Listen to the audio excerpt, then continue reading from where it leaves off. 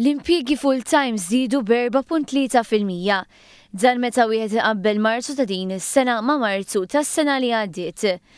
L-Uffiċċju Nazzjonali tal-Istatistika qal li r-rekords amministrattivi tal-Korporazzjoni għax-xogħol u t-taħriġ juru li bżieda ta' kważi 7,000 in-nies f'impjieg full-time żdiedu għal aktar minn 168,000.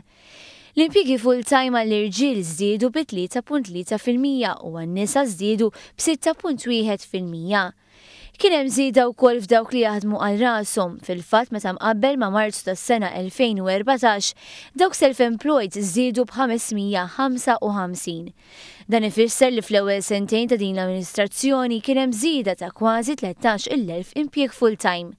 Ċifra li tfisser li kien hawn żieda ta' 1,500 impjieg aktar minn dik osservata tul il-5 snin sħaħ tal-amministrazzjoni preċedenti. L-istatistika turi wkoll li kemm tnaqqis fin-numru ta' nies qiegħda. Fuq perjodu ta' sena dawn naqsu b'1,750 persuna.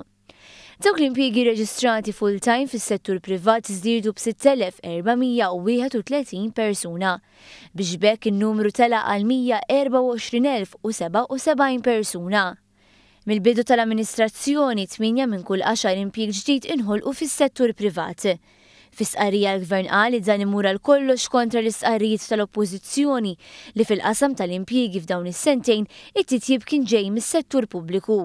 L-impjiegi fis-settur pubbliku llum huwa 26.2% tal-impjiegi kollha full-time, meta fit-tmiem l-amministrazzjoni preċedenti kienu 26.7%.